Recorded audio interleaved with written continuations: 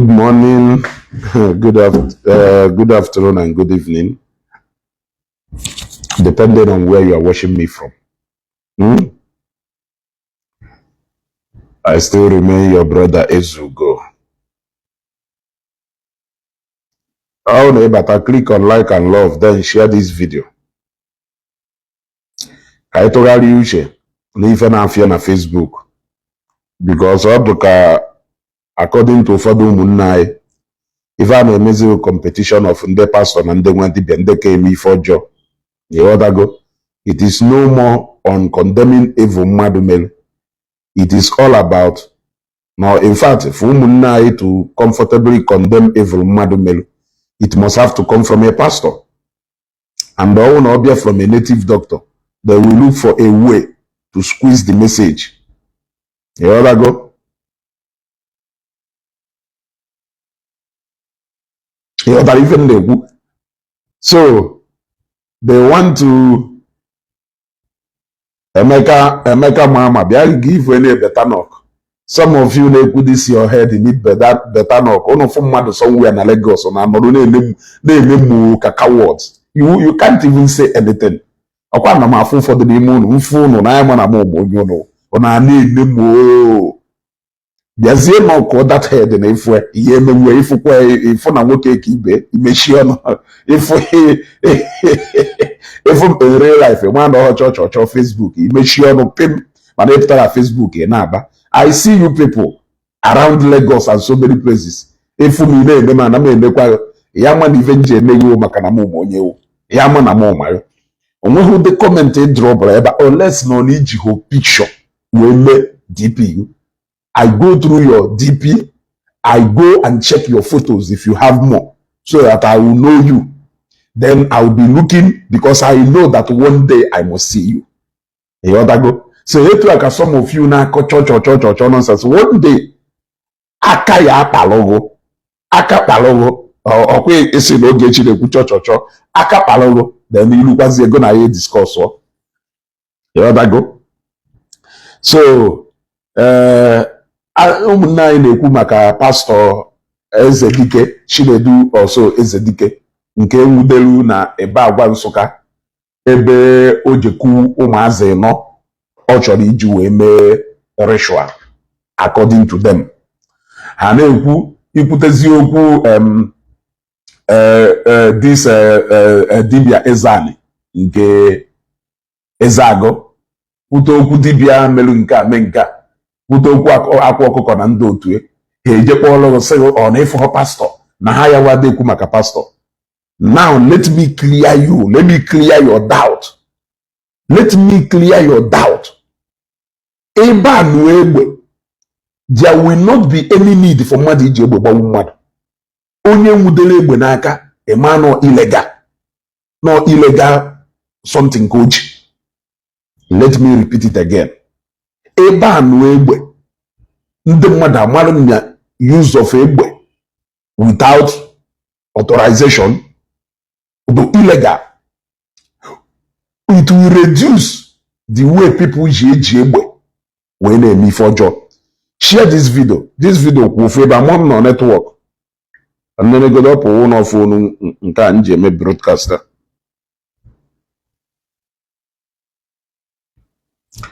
And I won't even know. Let me repeat it again. Eba nụ egbe because na manage egbe agbawu mmadụ.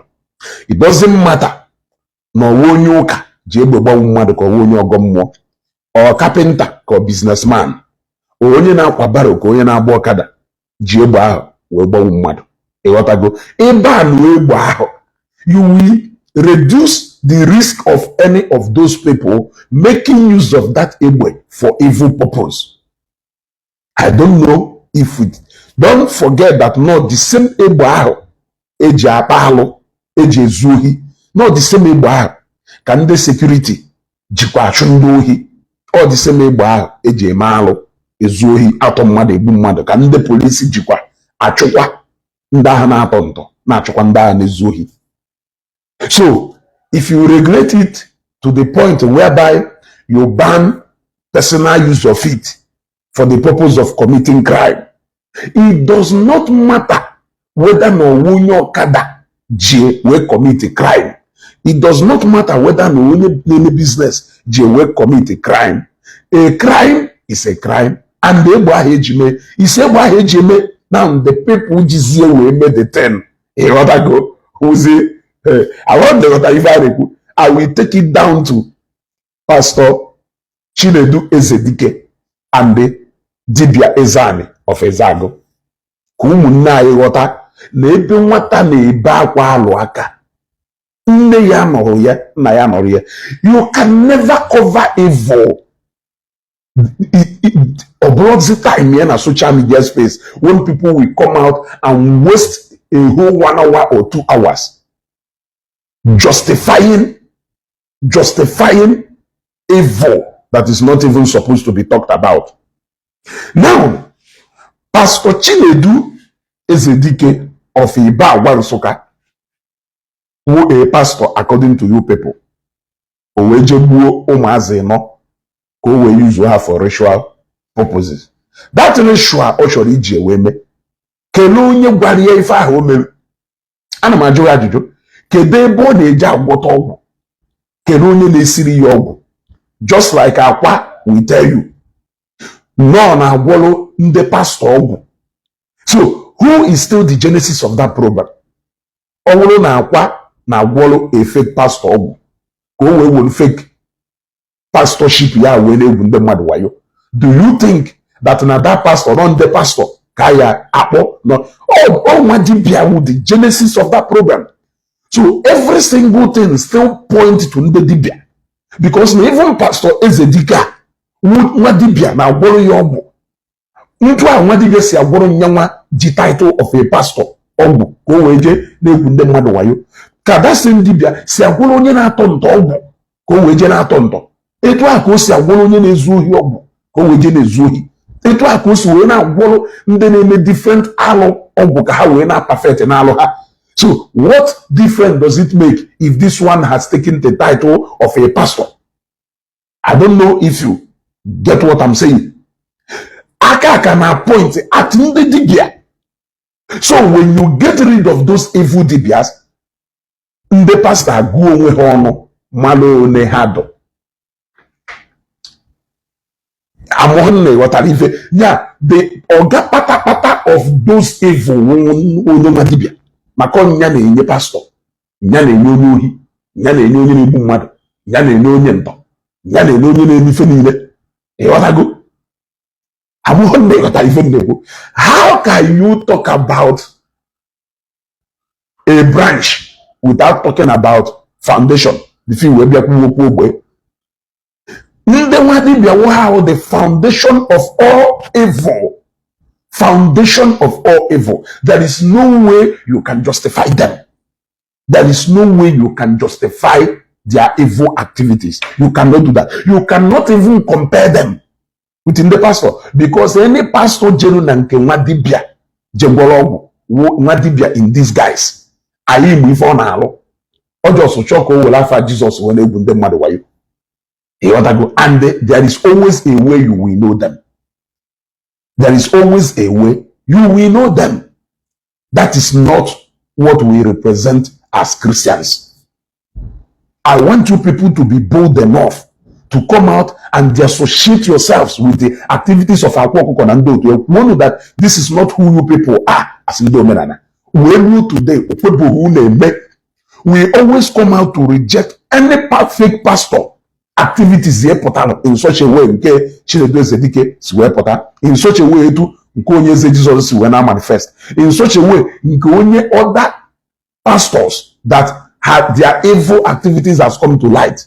We always come out to dissociate ourselves from them openly. We don't come out to come and defend them. We come out and we dissociate ourselves from them. The difference in the people is that no way evil, you people cannot come out outrightly to condemn their activities. You will want to the pastor ready to those who inbox on guy discourse on you cannot come out to you will only look for a way look for a way. Look at somebody look at critical thinker. Na gono na nka no ebe na nyaga siono kama amaho.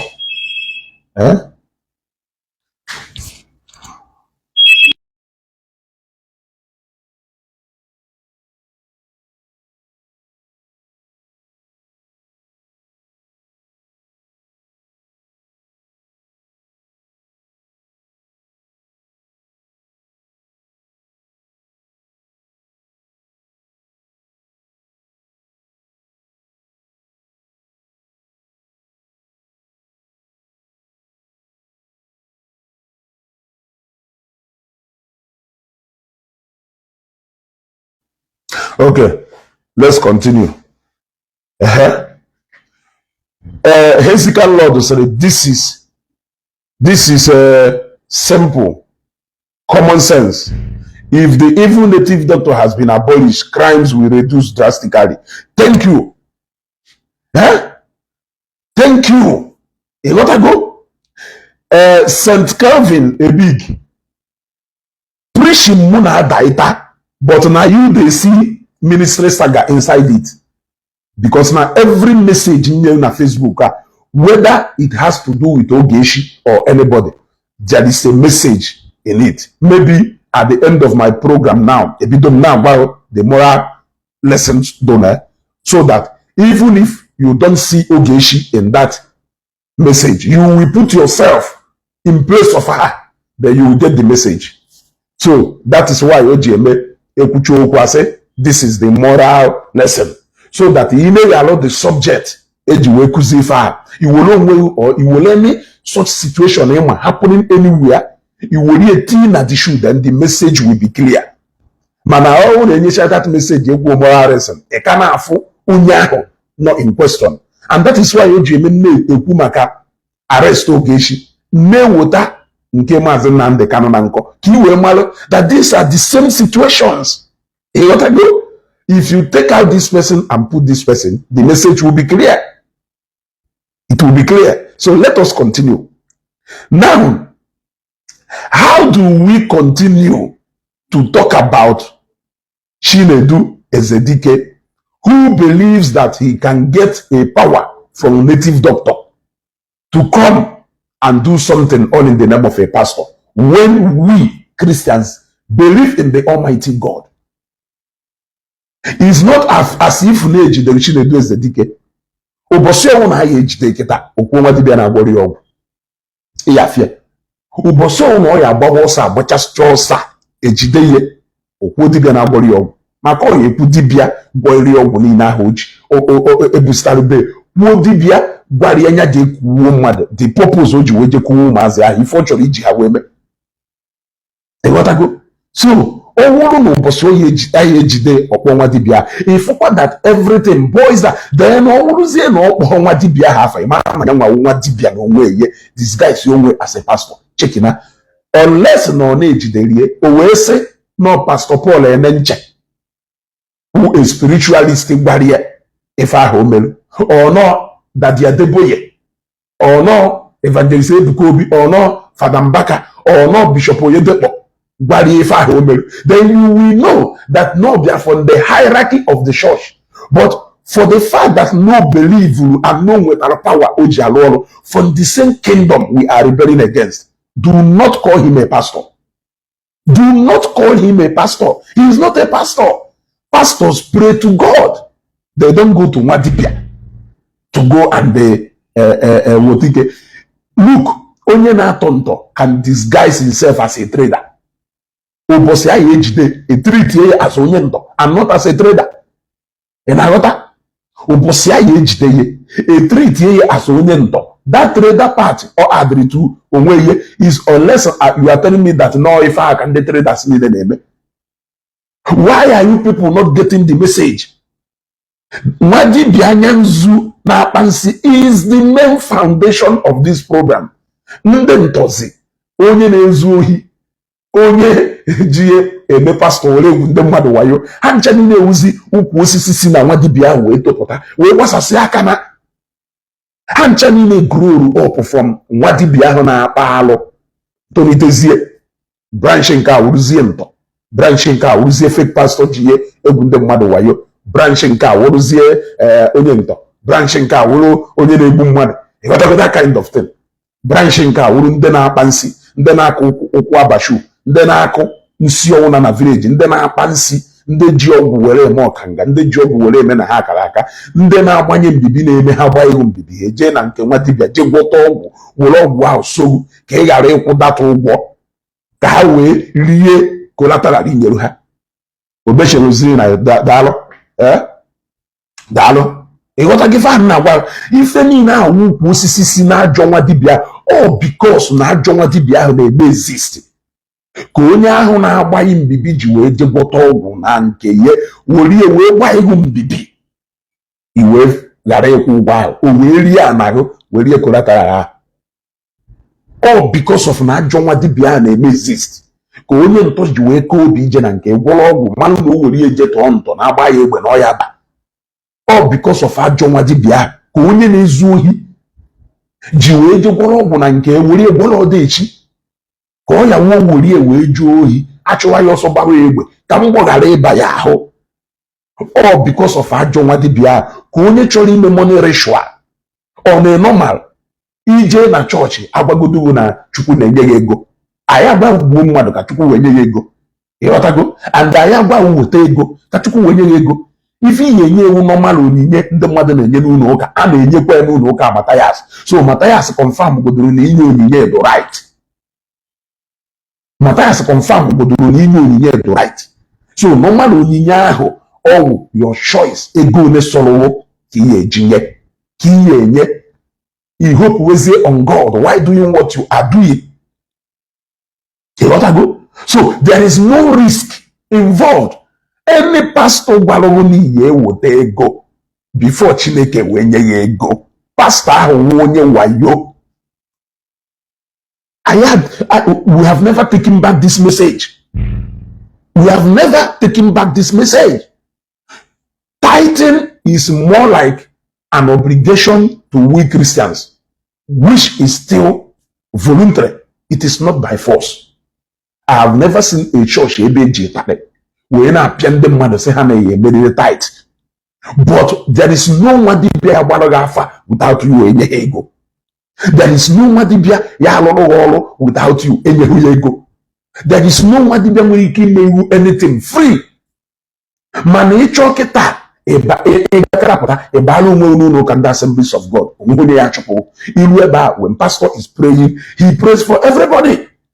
When a reverend father is praying, he doesn't even know nwere ike ọ bụrụ na so many people bịa na that church wụ strangers maybe na ọ bịara wedding na ogbe ahụ lahụfụzi ụbọchị ụka ọ sị ka o jee ụka ebe a. Does he even know his members? He doesn't know his members.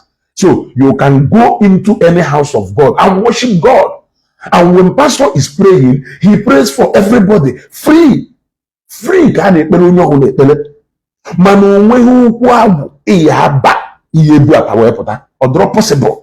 Because before agbagodoro gị afa ị ga-akwụgodo ụgwọ from ịgba afa ka ihe esi wee drọpụ ego eji ịrụrụ ọrụ mmiri ihe eweta ego ewee ji ịkpọnata ndị isi ebe nna gị ihe eweta ego achọ ịrụrụ ọrụ onye ụwa gị ihe eweta ego achọ ibugharị mgburu ihe eweta ego achọ ịgwọrụ gị oke ite ihe eweta ego achọ ịgwọrụ ha wele ị ga-eweta ego. That is what we are talking about. Any pastor now operating within the same effort is not a pastor. Is not a pastor. Water is not a pastor. So why is it that all of you knows the truth but a pastor or pastor call or name I command the power to move if that. So, it means he is not a pastor. He is not a preacher of God. Or now will confidence in that God. I don't know if you are getting me. Now,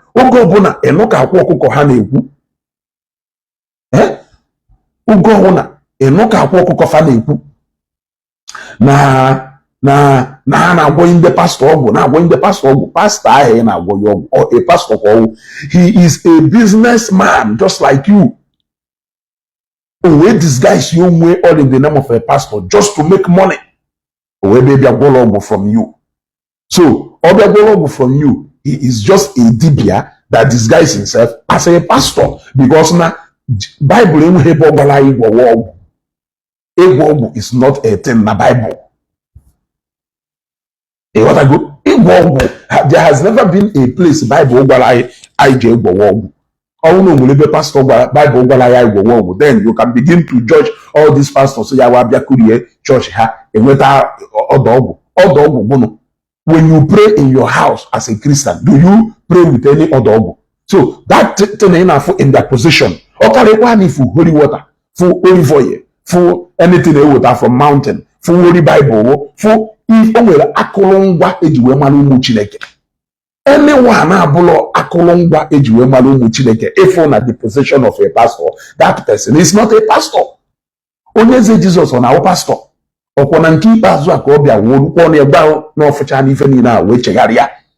Ọkwa n'ikpeazụ oge ndị ntọ bụ jeche ka o jecha alụbata wee gwa na nyanwa onye nwa mma echegharịa na wee gwazie osego gbọdere ọgwụ. Ọkwa meseji onye eze Jizọs bifo ndị udo gachi bịa buru ewu gbọdere na ọgwụ adụrọ mma na nyanwa test go both ways wee ghọta.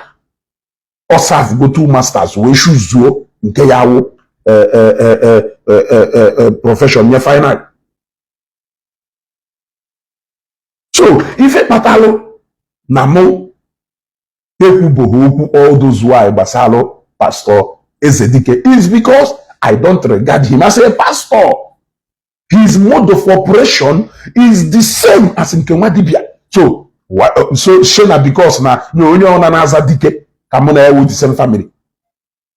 Dike nke mụ nwere ife eji wee mara anyị, o nwere njiri mara eji wee mara anyị nwa dike nke uru agụba anyị. Yes, o nwekwara ike nwee dike ọzọ n'otoro because na mụ na ọ na-aza the same surname dike does not mean na mụ na anyị si from the same place. Enwere modus operandi abụọ na masụtara ya. Enwere attribute eji wee mara ndị ụka.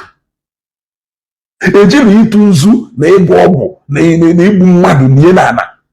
Because na ife niile emerụ na Bible sọsọ onye ji onwe ya wee chụọ aja Christ. So ịchọziere igbu mmadụ were onwe gị chụọ aja na ngụnwa onye isi nchụaja. Were onwe gị chụọ aja ngụnwa onye isi nchụaja. Ịghọtago? Mana n'ije were mmadụ wee chụọ aja nwere ebe Bible record ya anywhere. So it is unchristian. How dare you even call him a pastor? That message cannot get us because you cannot overlook when they spread the campaign of say no to evil native doctors. Pastor Chinedu Ezedike will not see a native doctor or a native doctor whatever. If it is not a native doctor, then he is a native doctor himself that is disguising himself as a pastor. Because what he calls upon is not what we Christians calls upon. It's not who we Christians calls upon. So sometimes when you know on Facebook, always are you saying that Nanke Zanya supposed to heal me because no one did it? So why can't you just talk about Pastor Chinedu Ezedike? That is the title he gave himself anyway. Why can't you discuss Chinedu Ezedike? Must you compare him with Ezane Emmanuel Mekwala evil? Between two evil, Onwenke will bigger and lesser evil. Onye nka they will ndị mmadụ gbuo ndị mmadụ na ndụ. Onye nka ji aka odo kwụsị ụmụ mmadụ.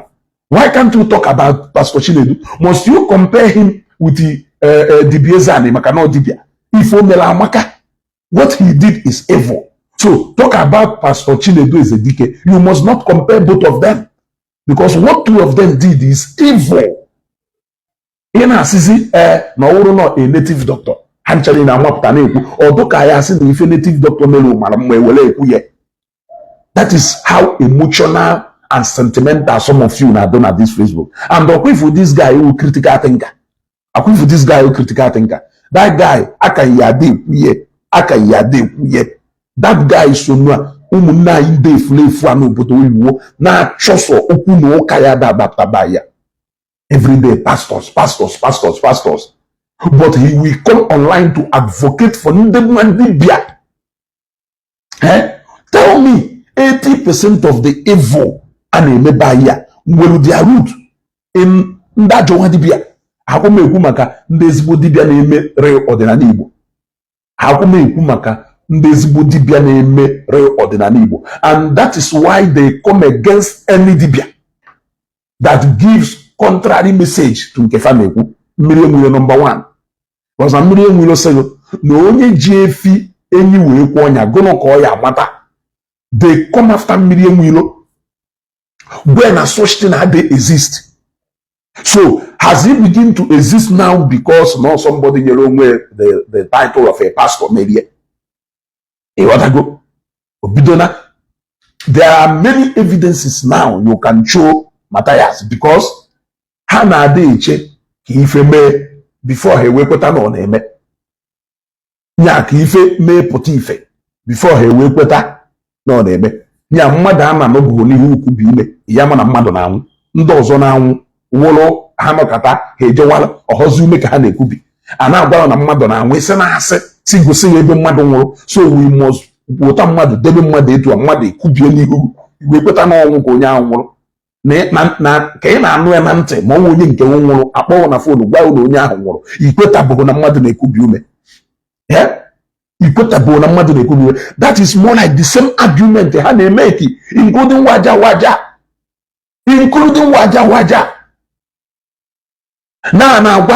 Na ndị dibia na-eji ụmụnna anyị into ide egbu mmadụ for money ritual. Iwolu because of no dibia maka ọnwụ na gwa no pastor ihe ekweta. Iwolu because of no nwa dibia si je ego sego ebe eji mmadụ wee mee ritual. Mana ịma na ọ na-eme ị na-anọ mmadụ a na-efu ị na-ebute ozu mmadụ ebe ebeje pasị mmadụ ị na-afụ ya ikwechiri na ọ ya eme. It has to take a position of Ezami and so many other people because he made the news in Facebook. There was a time Chimarin Temple exposed one small boy, you see, all the way from Enugu State, Kogon, where Bia Sabananke, or when they put Enyemuke, and the Roger Pote Enyemuke, Chimobim Bakodar, or Roger Pote Enyemuke, indeed, a small boy, 18 years. Jepote Enyemuke. In one of such things in a lot of people when Yahoo boy, if we are news. No brain, natural dispose after all correct go. Pass all because no one not Dibia, nor Enugu State, or no somewhere in Anambra or Edo State, or Bini, Edo, or Imo State, Enugu, barrier, Naja water pass ya mother. No necessarily. If I had that wall, it would be a different message. But saying that it does not exist is a deceit of the highest order because you know no name. Ana teacher na buru na lo phone ese na ha na phone na nya no de na nda na eku na na ha phone na no foul ka ha na cry until the day I teacher ngo na phone iwe ma no name. So sometimes I don't know how some of you reason honestly. I don't know how some of you reason honestly. But thank God that at least now you may the mother not at a lot. People not at a lot. How guided now. That is why all this evil is coming out and it is beginning to trend. So that can the mother wear mal. So you cannot call out Pastor Ezedike or Pastor Kowu. The question should be Ogolo na obolo nwa dibia ka owo no nwe ye na ohonya ji aka ye Africa umu ife ni na ase nwa dibia kelo nwa dibia gbara ife ahụ na-eme. It still boils down to the foundation of all this problem I name which is going to ndajo nwa dibia. You cannot run away from it. You cannot run away from it. What is the difference between Chinedu Ezedike and the Onyenito Jegwologu? onye ntọ jegwọrọ ọgwụ ka o were ezu ohi. Chinedu Ezedike jegwọrọ ọgwụ asị pastọ ka o were alụ ifa. Onye ọgwụ ego je gwọrọ ọgwụ na nke nwa dibịa gbuo mmadụ ka o were je gwọ ọgwụ ego. What is the difference between three of them? Na onye nke a title of a pastor, onye nke a za title of a businessman, onye nke a za title of another thing. What is the difference? Are they not the same people? Are they not the same people? For Christ did not tell us to go. Yeah? He simply said,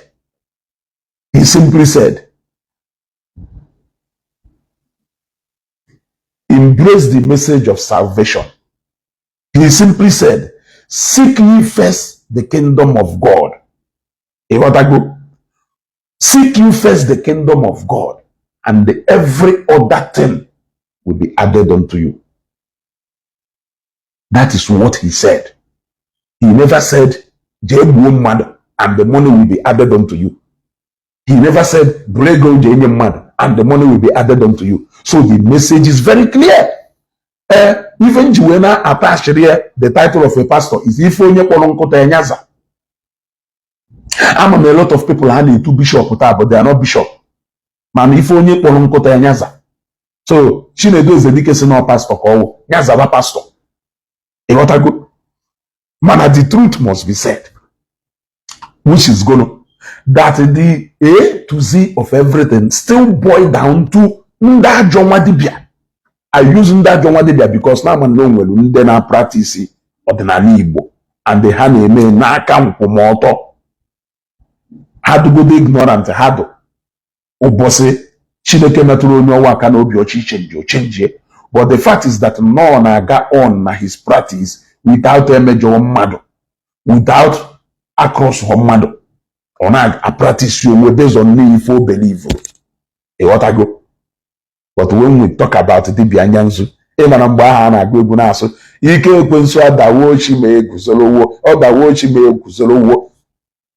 use that to qualify evil. But when some of our people started a campaign to redeem that name Ekwensu, what can you ever make black to turn from black to white? Or we would not docha for chichere black. I be Igbo for your chichere. Hafife for your light. I be na language I or ife. Mana black ya had to go associated with our chichere. Devil had to go associated with that evil man. If say, if truly that devil they may exist. No exist for no what. Why are you trying to paint him white? Yeah? Why you justice for the devil, justice for Ekwensu? You even went as far as to chagido that name Ekwensu, to chagido that name Ekwensu, to chagido that name Ekwensu, ki we to chapote, go we something good, go we and docha blackmail that name Ekwensu. Brand there something evil. Have you done that to black? Have you done that to Shuku? Apple God know you. So since you people started justice for everything that is evil, you have chosen to find a way of making everything that is evil to become good in people's eyes. That is what we are going to continue to be seeing, which is all signs of end days.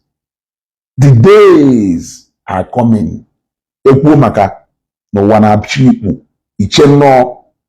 What it shows is that in these last days, anything can be possible. And I am telling you, anything can be possible in these last days. Just look at what is happening. Look at what is happening. Where Yada punish evil or do good. What can be legal in illegality? If it is illegal, it is illegal. If it is not good, it is not good. There is no way you can ever paint it to either be semi-good or good entirely. It is not possible. What it is what it is. What it is what it is. So, Pastor Jenu Nanke Wadibia Jebologu, egosi go ebe loyalty doesn't lie in that Almighty God. So if he chooses to be answering pastor, that is a title Oshuzo for himself. When you want to count the pastors, you cannot count in among the pastors. And we are always quick to denounce them. We are always quick to dissociate ourselves from them.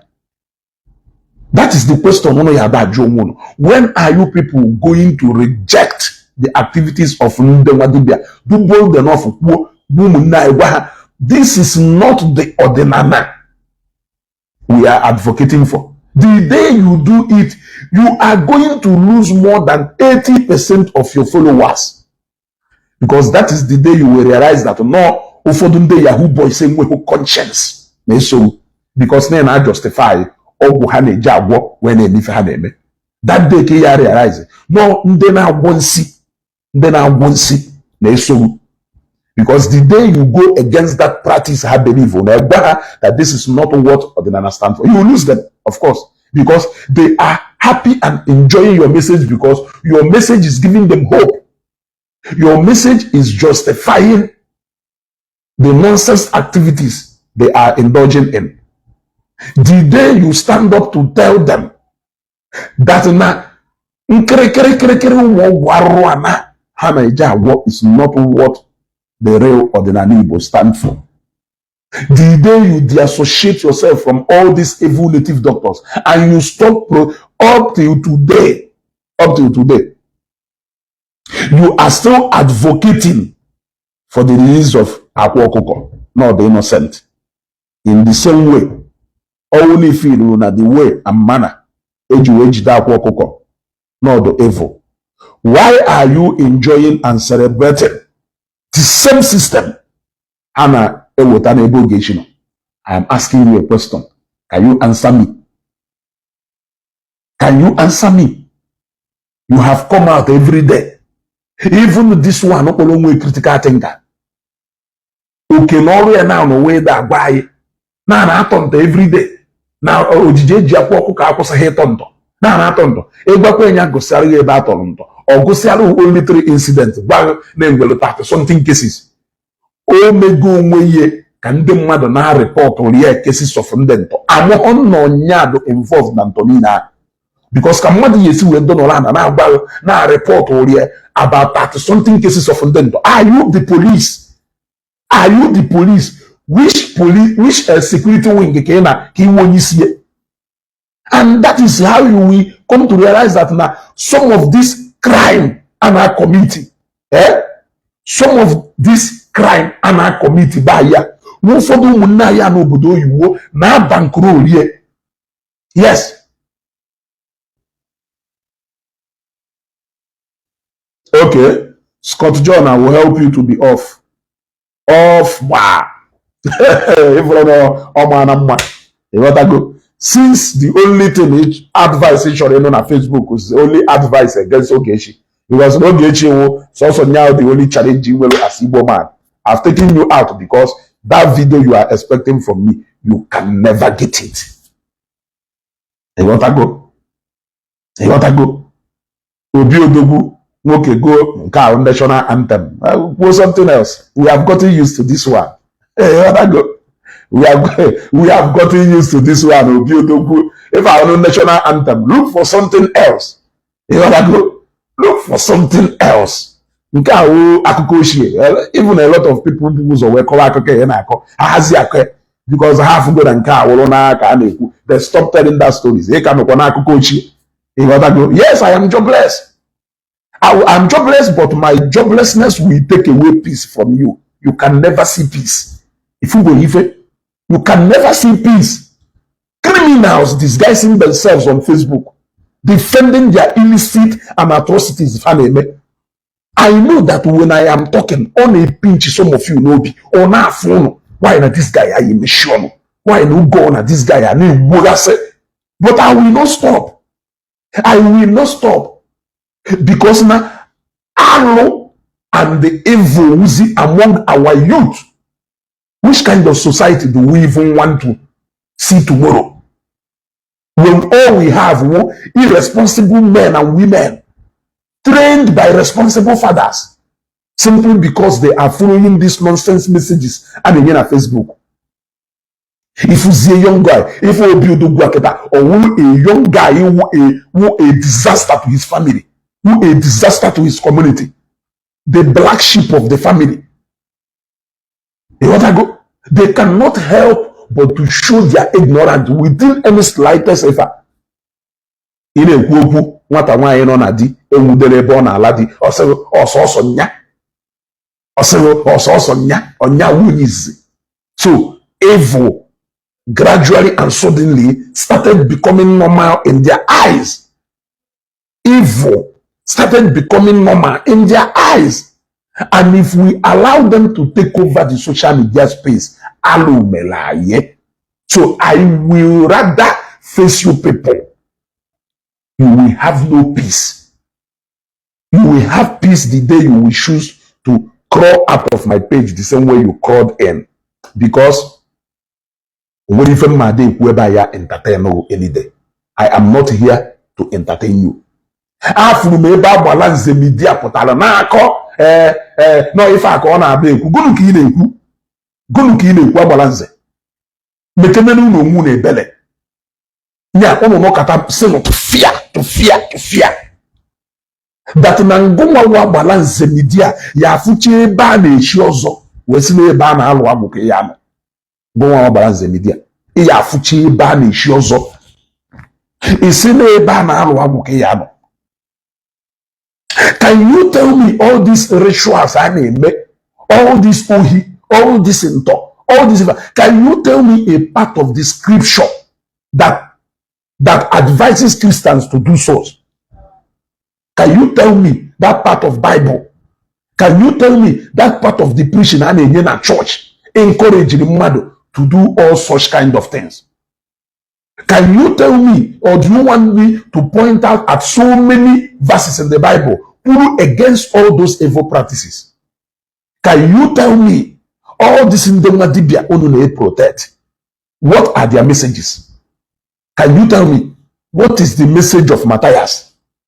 The message of Matthias is to tell you to live yourself carnally, to live your life carnally, to remove fear from you, so that you can go so that you can live your life as if there is no tomorrow.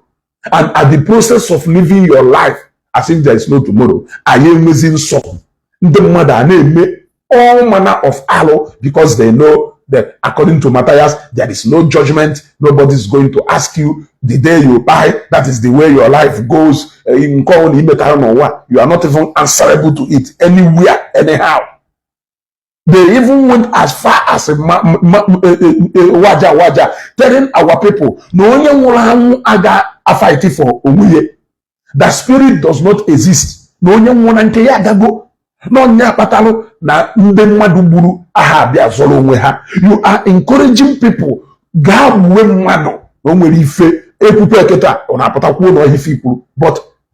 your body language and the structure of your message encourage people to go ahead that those people cannot fight for themselves.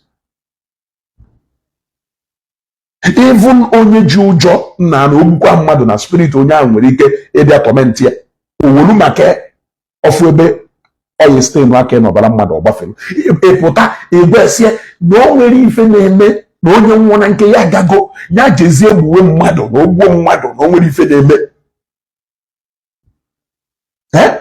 Among no that analyze the message, which kind of generation can you refer?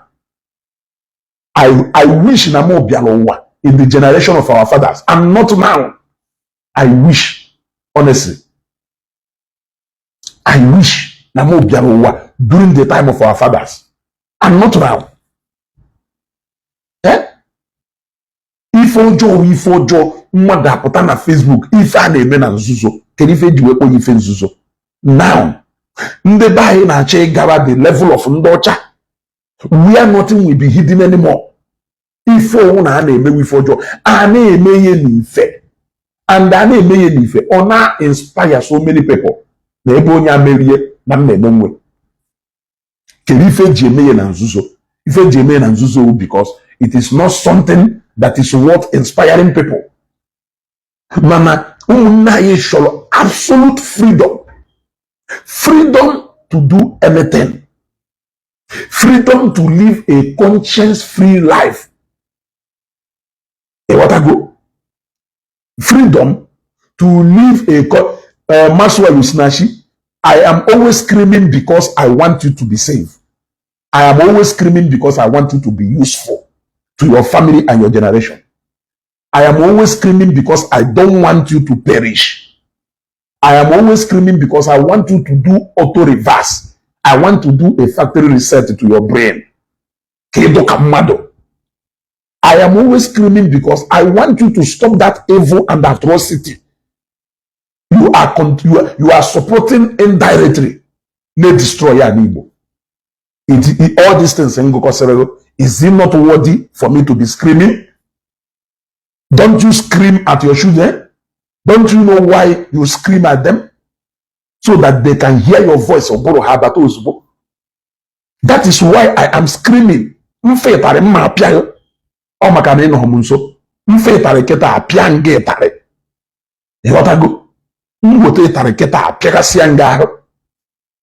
if you can look away from the message in the why are you screaming?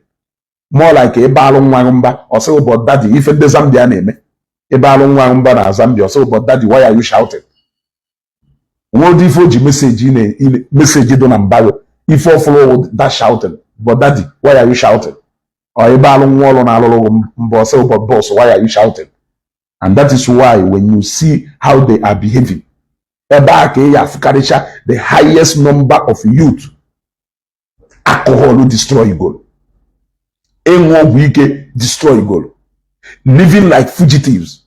Laziness, 90%. Laziness, 90%. Because they have destroyed that culture. They borrowed that culture from Ndosha. And we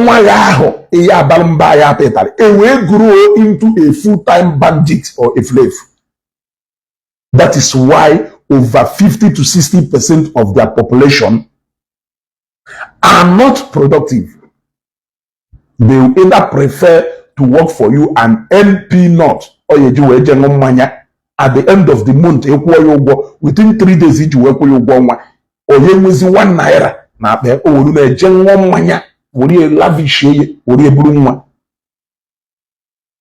That is the idea, Maswalo Sinachi. It gives you a headache for real. Thank you for telling me to ride on. Ogo send a message in Naga. I'm happy. Thank you very much. I will increase the volume. You know what I do? So that culture is what they are trying gradually to destroy Ala Igbo. When they succeed in doing that, because let me tell you what this gospel of Christ in Eme, let me tell you how effective Bible. If you destroy the culture, just like into so many schools, most of these schools, okay, my generation are here and the generation to come. I pity us. I cry for us. I'm crying for us. I am pitying us and I am crying for us. Some of these things are in a jamota. Some of these things are in a jamota. We feel capable of destroying us tomorrow. Don't scold at them. How then can you train that child? If one of the most spoiled society today, lose to the street because you cannot exert that control over them. The culture in Yoruba is that culture of train up a child the way he should go, so that when he is old, he will not depart from it. Our people systematically are trying to destroy that message where you now spare the child, you now spare the rod and spoil the child. But look at the effectiveness of that gospel. Look at the effectiveness of that Bible. Constitution of Nigeria stated clearly, if you do this, look at the consequences. It still takes the police to even enforce that law. Bible is capable of speaking to you without any etare, without any prison yard physically waiting for you. But the Bible becomes an effective tool in instilling discipline, manners into people, even without anybody around enforcing that. That is how effective that book is. That in most cases, that book even becomes superior and more effective than the Constitution. If you against the Constitution now, you will go to prison. But you will do that in secret because you don't want the law enforcement to see you. Because you don't want people to see you. But the Bible is capable of controlling you even when nobody is watching you. A lot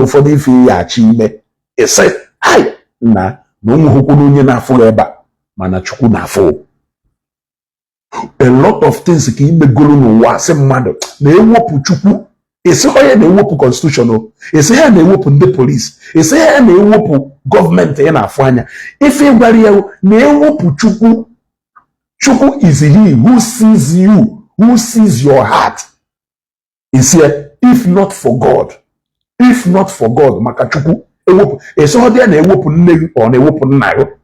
It's here they work family. If anybody else they work Chuku, that is how effective Bible is. So these daughters of Pharaoh, these daughters of and sons of Pharaoh, knows that since they are gradually destroying that culture of discipline, is a hydrinime, spare the child and spoil the road. Since they are gradually phasing it away, they now go after that book again, that book of discipline. The moment they destroy it, we will have the society hatcholo now, which is Odia, which is that porous society. Donald Trump follow us. No, we are going back to the Holy Book. I am taking America back to God. Yes, because he knew that the moment America lost that direction, that is why the endorsement of same if marriage started from America. Yes, now Nigeria here people name it, but people cannot find it difficult to come out openly and say this is who I am. It is because of the society we are in. It is because our society has not been porous, just like Bendocha. It is because there are still cultures, Bible, religion, that are still putting restrictions on all these things, hammering on them, making you see them as if life ends the moment you make such things. You cannot overemphasize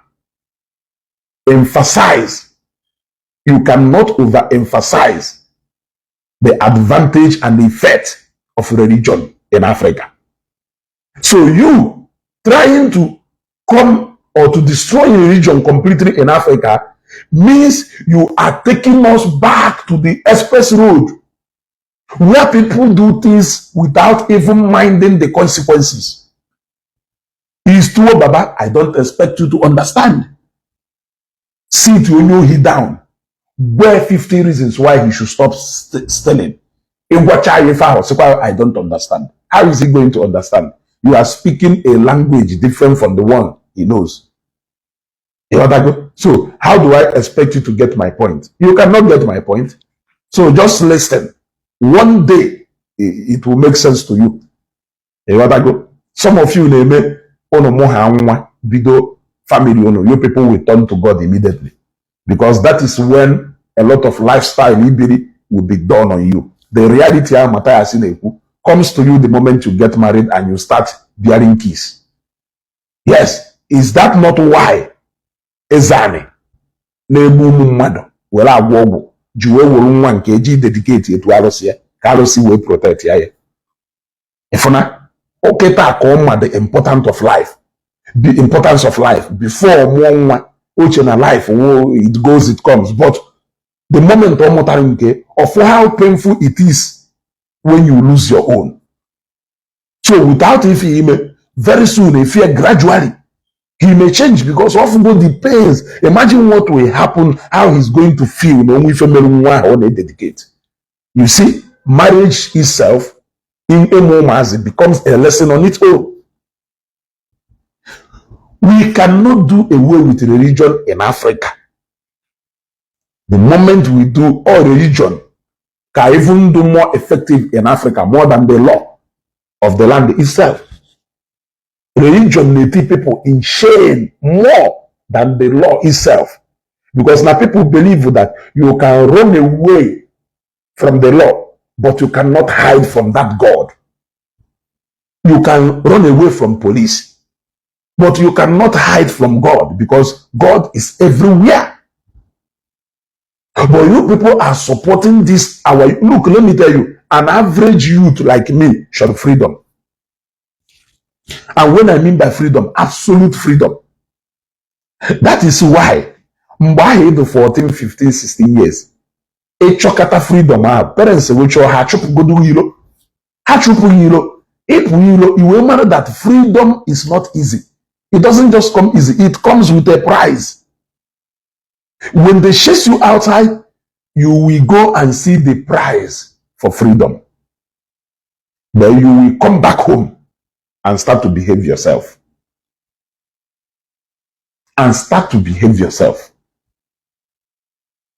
So, you cannot talk about a pastor when I practice pastorship here without making reference to Wadi Biaho.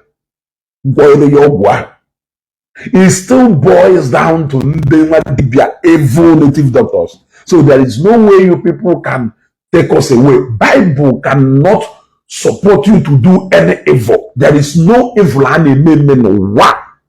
Bible support you.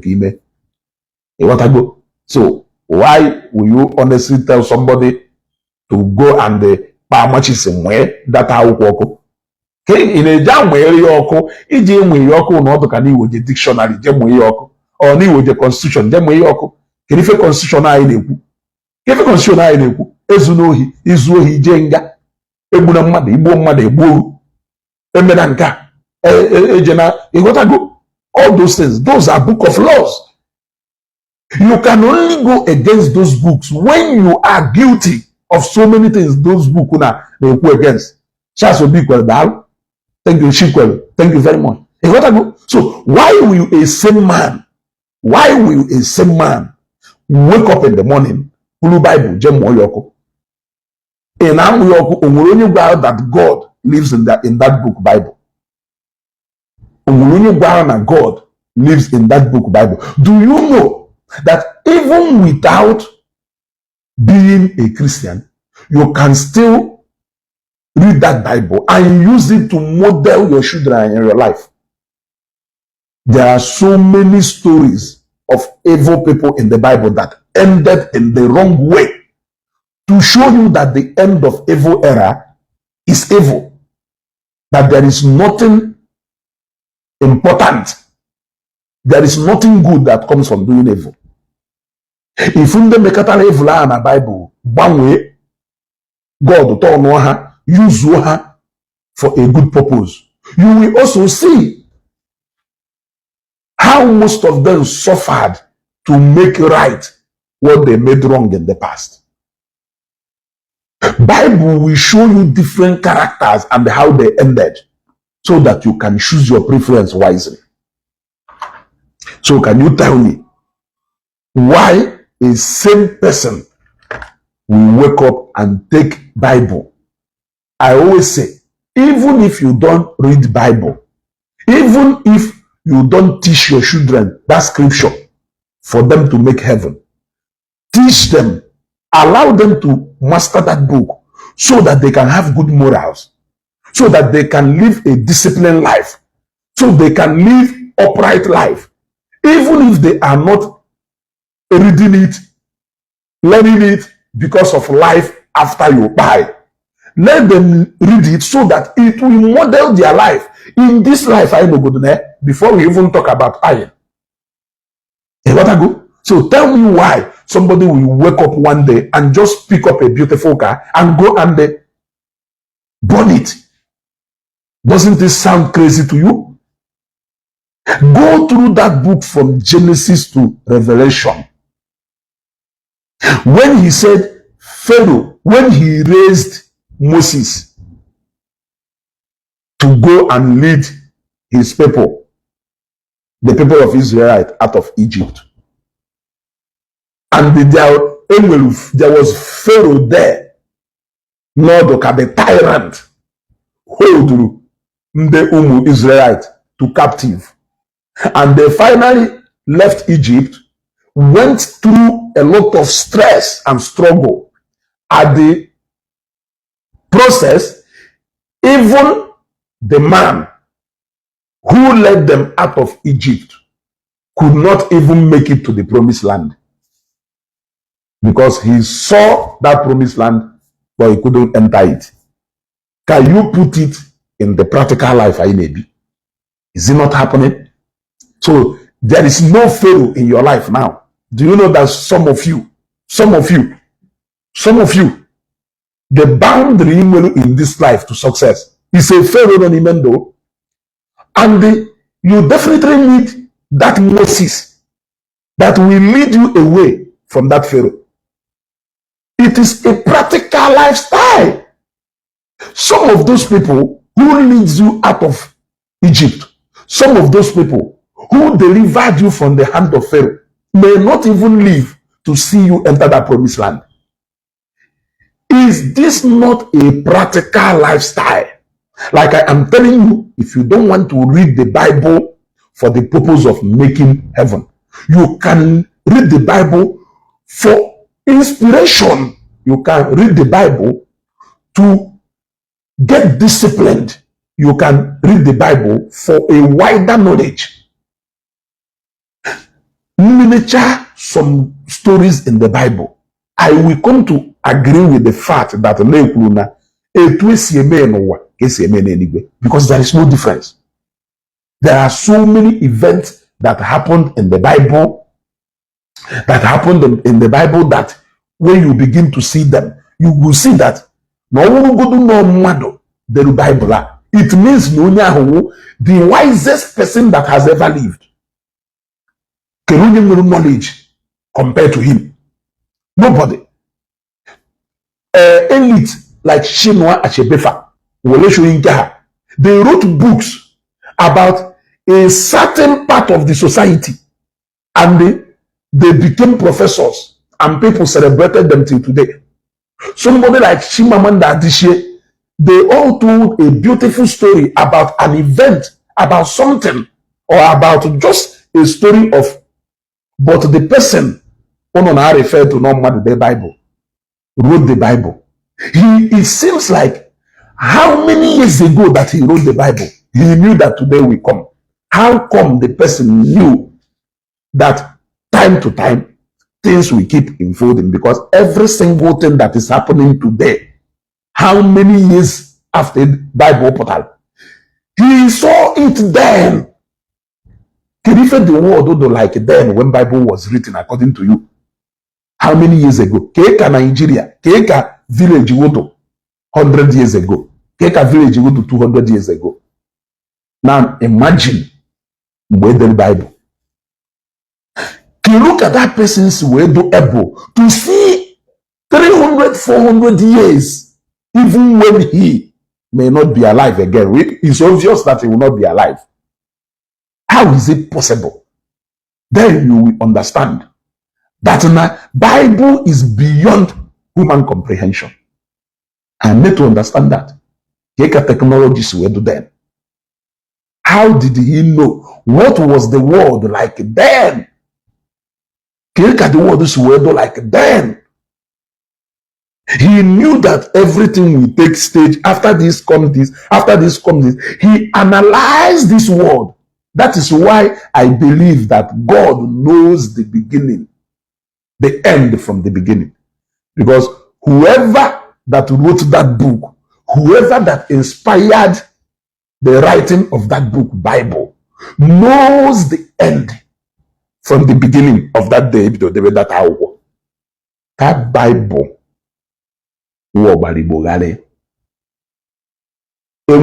lot of obodo, including Nigeria, a constitutional amendment. Only the Old and New Testament, like all the Abanko and Abankofo, he saw today and yesterday, from many years ago, analyzed everything. The more we live our life, the more things in that Bible make sense to you. Who is that person who wrote that book? I want to know. Who is that person who wrote that book? That is why the Bible was written by the inspiration of the Holy Spirit. Because only that thing did not do it out of his own thinking. He cannot be that wise. It was putting together different events. There are parables, and those parables that was written then, parable of the sower, all those parables make sense to you now. You look at the person, see when the kind of technology we have today has not even come into existence. He knew that a day like this will come. He knew magani na ma famine and economic meltdown,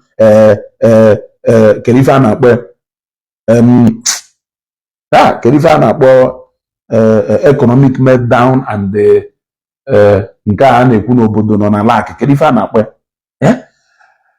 how did they know that today a day like this will come?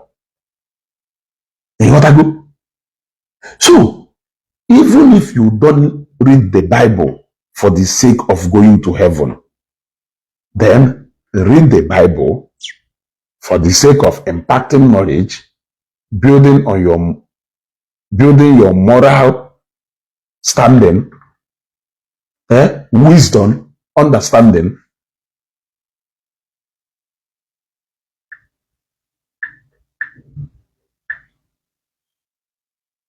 Yes, because their word, all the crises that is happening in the world today, it seems like Bible recorded all of them.